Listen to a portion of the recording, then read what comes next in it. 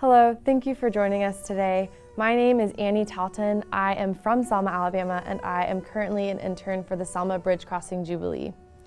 I am here today with Mr. Frank Hardy, artist, author, and storyteller.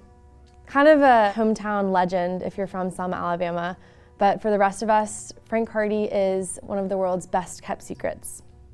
While Frank Hardy is a Renaissance man, one of many talents and abilities, he is also a man who is shaped by his upbringing in the civil rights movement in Selma, Alabama. As a child, Frank walked in the footsteps of the foot soldiers who marched for voting rights on the Edmund Pettus Bridge. And today he is here with us to talk about his paintings that often depict images and experiences that he has from his upbringing. It has been an honor for me to get to know Frank, to say the least, and I am beyond excited to be here with you today as Frank shares his life, his work, and his stories with you. Hey Frank, thanks for being here. I'm truly honored. I'd love to start out talking about some of your artwork, Frank, specifically the piece Bridge of Tears. Can you tell us about this piece? The Bridge of Tears is a piece that takes me back to my childhood, to the day on the bridge. I was 10 years old in 1965, and I'm from a family where I have 7 other brothers and a sister, and so we just kind of ran all over the neighborhood. And basically, I found myself walking in the footsteps of the foot soldiers of the civil rights movement. They relied on kids like myself, street kids. They would come to the community where we played at, and they would give us boxes of flyers to pass out from house to house, flyers that basically usually said something like mass meeting, 7 o'clock, Tabernacle Baptist Church or something like that, mass meeting Thursday night at Brown Chapel Church, And so we would take those flyers and pass them out to all the houses in the community. They didn't believe in letting kids just hang around being idle. They said, let's give these kids something to do. So I was one of those kids that they always gave something to do. And passing those flyers out and you knowing what's on them, you're curious, And the day of the march,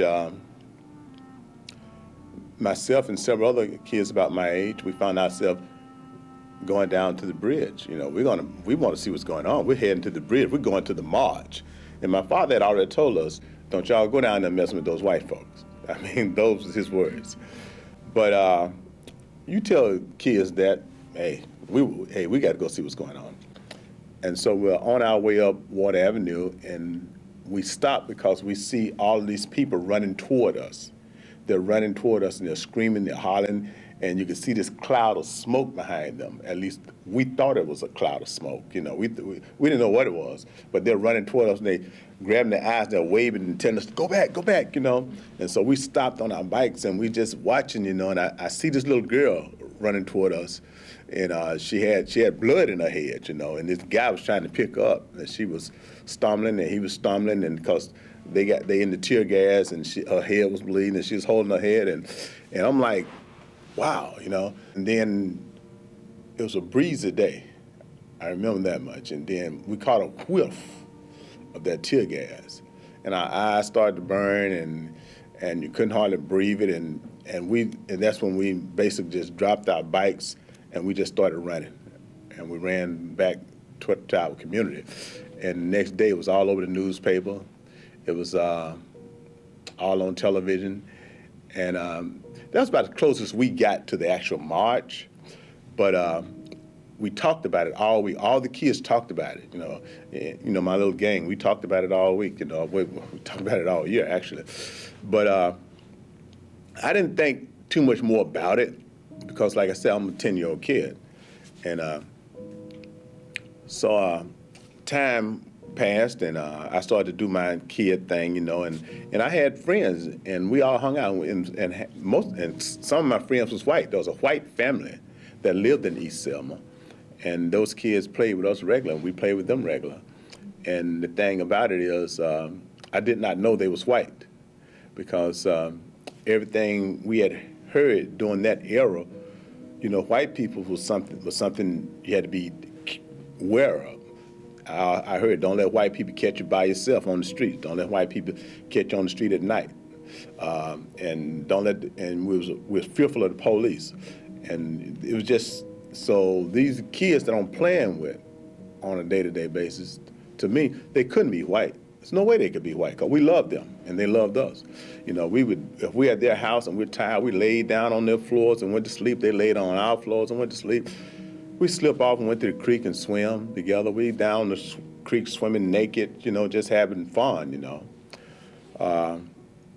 But after Bloody Sunday took place, I started paying more attention to the talk in the community.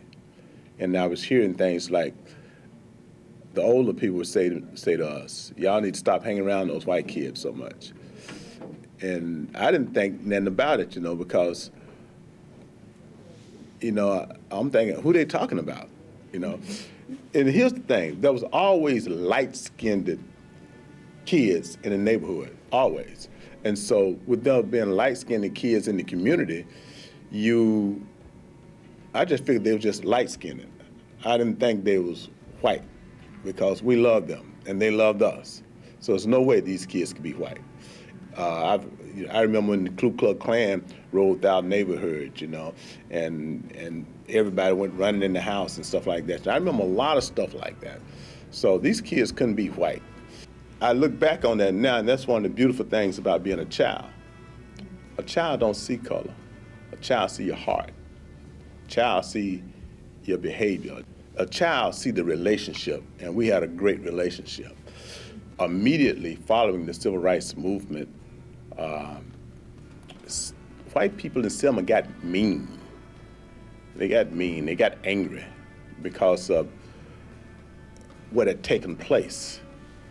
And so the relationship between the races started to really be stressed. I remember when my father was in the yard cutting grass. He had one of those push lawnmowers. He had push like that, you know. And my father was a big, strong man. He was a big guy, and in fact, when he was young, he did some boxing also. And he was a muscular guy, and he was in the yard cutting his own grass. And we lived directly across the street from a fish pond, and people fish in it, you know. And there was these, although they had a sign on the pond that said, colored only. And there was a pond not far away from that said white only, like the fish knew the difference or something, I don't know. But these white people just happened to pull up at the pond that was across the street from our home. And they got at the car and they were looking around, and they're just standing there throwing rocks in the water and just hanging out. And my father was cutting the grass in our own yard.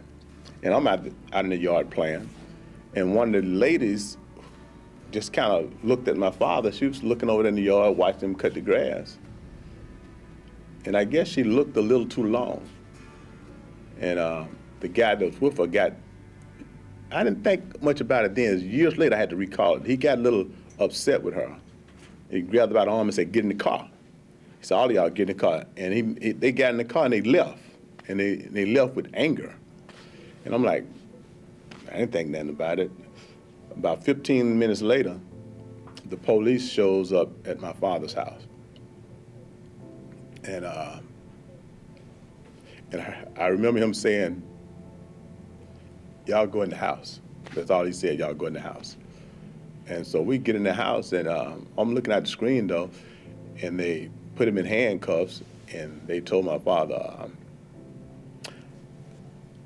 it said something to the extent like, nigga, we gonna teach your ass to put some clothes on when white women come around.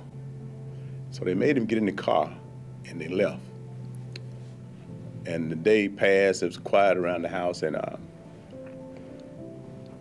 remember my father came home that night. I was in bed asleep, but I could hear him in the house, so coming in the house, you know, we lived in a very small house, one with 2 rooms and a kitchen.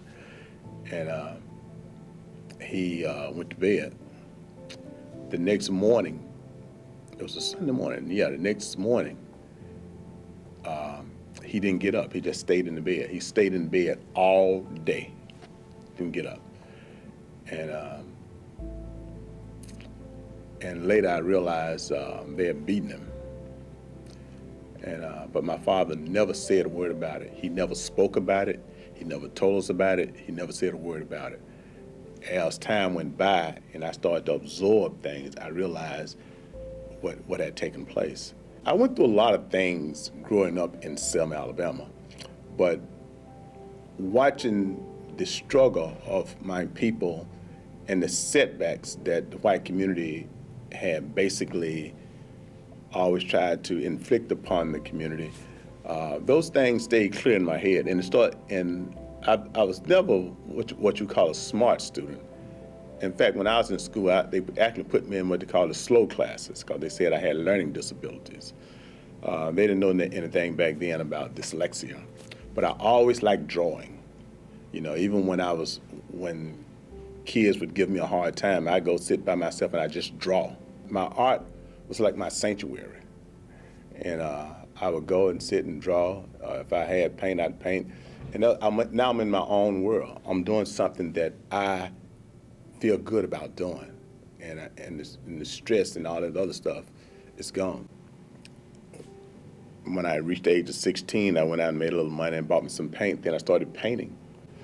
And those images, now that I'm an old, mature man, and I'm always looking for inspiration as far as my art is concerned. Now I realize I don't have to look very far because, especially during today's climate, with all it seems like racism is bubbling to the surface again, and we're really starting to see what this country is made out of.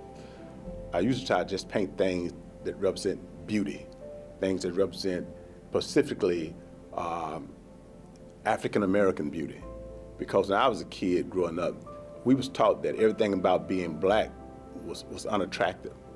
If you had thick, full lips, that was unattractive. If you had a big butt, that was unattractive. Dark skin, all that was unattractive. But now today, it seems as though people are embracing the dark skin, the full lips, and the shapely bottom, you know.